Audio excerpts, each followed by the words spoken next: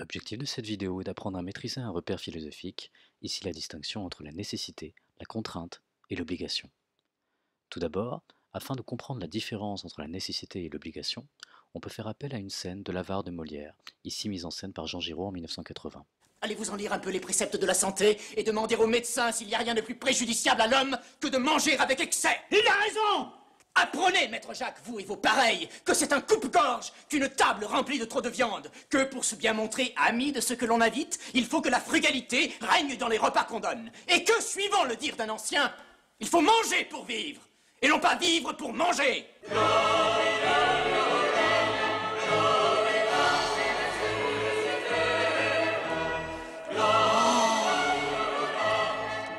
Que cela est bien dit. Approche que je t'embrasse pour ce mot. Voilà la plus belle sentence que j'ai entendue de ma vie.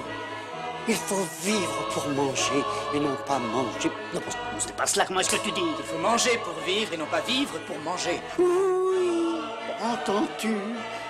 Qui est le grand homme qui a dit cela? Je ne me souviens pas maintenant de son nom. Souviens-toi de m'écrire ces mots. Je les veux faire graver en lettres d'or sur la cheminée de ma salle. Je n'y manquerai pas. Cette phrase, qui suscite l'admiration d'Harpagon et qui est attribuée à Socrate, joue sur les deux sens de l'expression « il faut ». D'une part, il faut manger pour vivre, c'est-à-dire qu'il s'agit d'une nécessité vitale de manger, sans quoi nous ne pourrions pas vivre. Mais par ailleurs, on ne peut pas qualifier ça d'obligation. Nous ne sommes pas obligés de vivre pour manger. À partir de cet exemple, on peut analyser ce qu'est une nécessité. Quand il faut faire quelque chose par nécessité, cela signifie que je suis incapable d'agir autrement. Pourquoi? Car les lois de la nature m'empêchent de le faire. Si l'on prend comme exemple mathématique de nécessité, il est nécessaire que 2 et 2 soient égal à 4. Ou alors exemple de nécessité biologique, il est nécessaire de respirer pour vivre. Enfin, exemple de nécessité physique, il est nécessaire d'obéir à la gravité. En revanche, s'il faut faire cela par obligation, alors je suis bien capable d'agir autrement. Mais c'est ma conscience morale qui m'empêche d'agir autrement. On peut prendre comme exemple des situations particulières où s'imposent certaines obligations sociales ou politiques, ou enfin un certain devoir moral. Dans un deuxième temps, on peut chercher à analyser la différence entre la contrainte et l'obligation, en faisant notamment appel ici à un extrait du film Barry Lyndon, réalisé par Stanley Kubrick en 1975.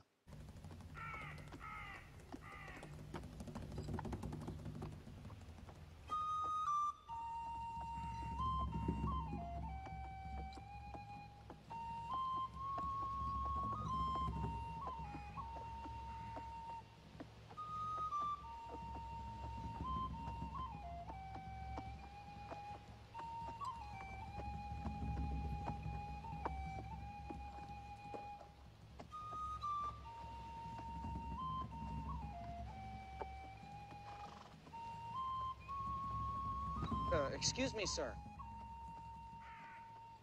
Good morning again, young sir. Don't even think about it.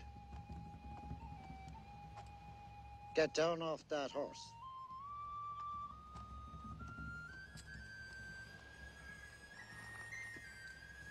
Raise your hands high above your head, please.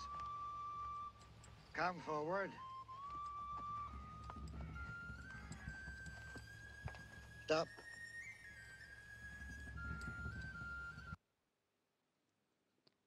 Cette situation, vécue par Raymond Barry dans le film, rappelle celle évoquée par Rousseau dans le contrat social.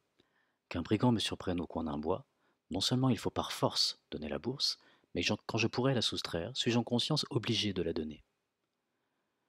Dans ce genre de situation, il n'y a pas d'obligation morale de lever les mains en l'air, de donner sa bourse au brigand. En revanche, il s'agit bel et bien de l'exercice d'une contrainte physique. Donc, s'il faut faire cela par contrainte, cela signifie que physiquement je suis capable d'agir autrement. Mais il y a une force extérieure qui m'empêche d'agir autrement. Il y a ainsi toutes sortes d'exemples de contraintes physiques, contraintes sociales, contraintes politiques qui peuvent s'exercer sur les individus. Une fois que l'on a identifié donc ces trois mots, nécessité, contrainte et obligation, et la façon dont ils fonctionnent les uns par rapport aux autres, il s'agira malgré tout d'essayer de problématiser ces repères, pour montrer que les choses ne sont peut-être pas aussi simples que cela ne paraît.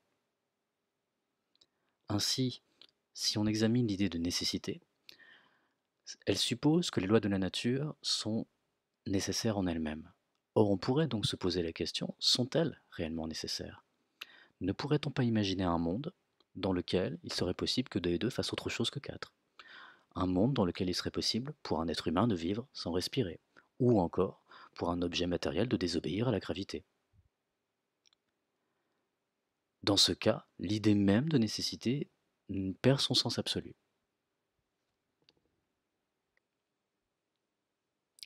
Ensuite, d'autres problèmes se posent, notamment pour l'idée d'obligation, où on fait intervenir l'idée de conscience morale de l'individu. Or, on pourrait se demander si cette conscience morale, ce devoir moral, ne serait pas en réalité l'effet d'une contrainte, par exemple contrainte sociale, qui aurait été intériorisée par l'individu. C'est ce qu'on trouve notamment chez certains sociologues et aussi chez le psychanalyste Freud, quand il va analyser la situation de l'individu partagé entre la voie du devoir et son appétit sensible, comme une situation en réalité de dilemme entre le ça et le surmoi, où en réalité ça n'est pas vraiment une obligation morale qui m'enjoint, qui essaye de m'empêcher de céder à mon appétit sensible, mais il s'agit en réalité de l'affrontement entre deux types de contraintes. Une contrainte sensible, une contrainte de type animal, primaire, et une autre contrainte sociale qui a été intériorisée par l'individu. Dans ce cas, l'idée même d'obligation au sens moral du terme perd son sens. Enfin, l'idée de contrainte, elle aussi, peut poser un certain nombre de problèmes, puisqu'elle suppose ici l'action d'une force extérieure sur moi. Or, on pourrait se poser la question par exemple, y a-t-il quelque chose comme des contraintes intérieures? Est-ce qu'on pourrait parler éventuellement de se laisser contraindre, se faire contraindre par mes propres désirs, par certains de mes désirs? Est-ce qu'on pourrait parler éventuellement de pulsions inconscientes qui, de l'intérieur, exercent une contrainte sur ma volonté? Autre problème, toujours sur l'idée de contrainte, on pourrait se demander si cette force extérieure m'empêche réellement d'agir autrement. Autrement dit, suis-je capable de résister à cette contrainte? Ainsi, le philosophe Épictète de l'école stoïcienne pense que la plupart des contraintes qui s'exposent à nous, en réalité ne sont contraignantes parce qu'on les juge contraignantes, dans la représentation qu'on s'en fait. Et si on suit sa thèse, alors l'idée de contrainte perd également son sens.